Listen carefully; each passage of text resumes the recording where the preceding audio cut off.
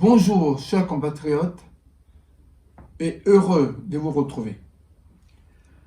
On se retrouve encore cette semaine pour continuer sur le thème de la politique sociale. La semaine dernière, j'avais évoqué le premier point de notre politique sociale qui est le revenu minimum de dignité pour combattre l'extrême pauvreté en Côte d'Ivoire.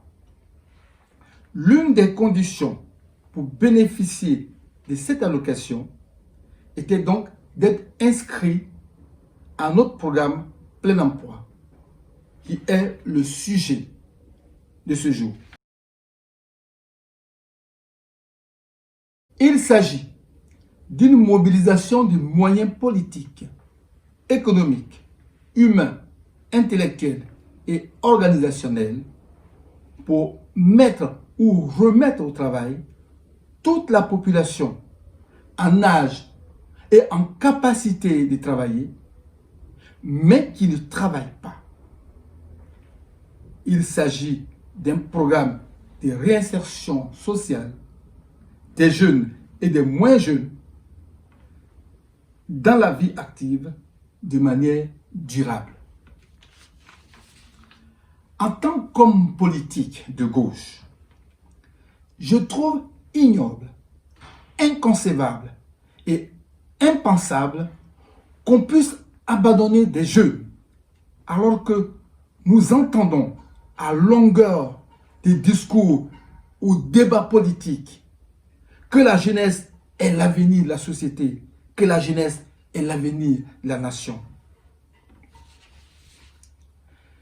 Je voudrais bien qu'on m'explique pourquoi et comment peut-on ignorer l'ébranlement de la jeunesse, la déchéance de la jeunesse, la décadence de la jeunesse, la décroissance de la jeunesse, le délabrement de la jeunesse, la ruine de la jeunesse. Et que c'est encore des qualificatifs pour jeter la jeunesse à la rue.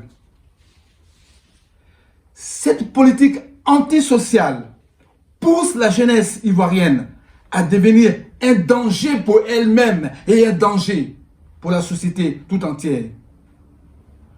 Le désengagement des politiques à l'égard de la jeunesse favorise le débrouillardisme, amenant certains à la délinquance, à devenir des vendeurs de drogue, à devenir brouteurs et dans le pire des cas, microbes, comme ils se définissent eux-mêmes.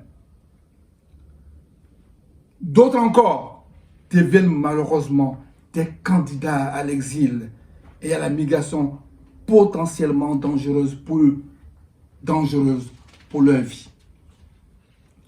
Enfin, pour assurer leur réinsertion sociale, le plein emploi inclut un parcours de formation qualifiante pluriel. C'est ce que nous appelons la multiformation qualifiante. Le jeune en formation doit se former pour 2 ou 3 métiers dans le même environnement. Prenons l'exemple du métier de bâtiment. Si un jeune décide de se former au métier de la maçonnerie, il peut ajouter à sa corde le métier de l'électricité bâtiment, le métier de plomberie dans le bâtiment, peut-être même le métier de couvreur ou bien d'autres métiers pour un cursus de 3 ans. À la fin de ce cursus, cette personne aura une triple certification et une connaissance approfondie dans la structure du bâtiment, qui ne pourra que lui être favorable dans sa réinsertion professionnelle. Cette polyvalence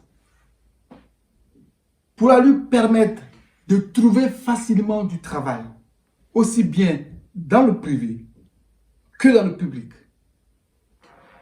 Si des difficultés persistent, notre jeune super formé pourra rebondir dans le génie civil de l'armée qui sera redynamisé.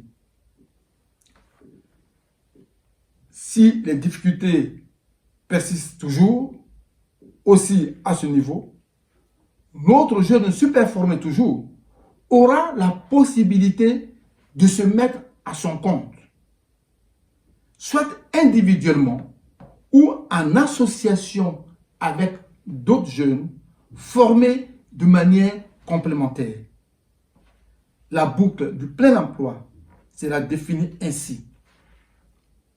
Multiformation qualifiante, insertion par l'embauche dans le privé ou dans le public, intégration dans le génie civil de l'armée.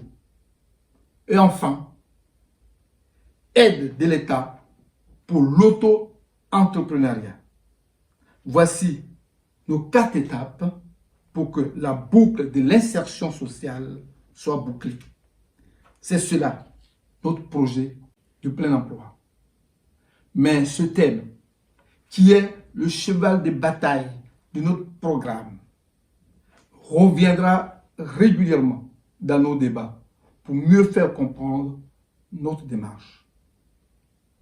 Je vous remercie pour votre écoute et à très bientôt.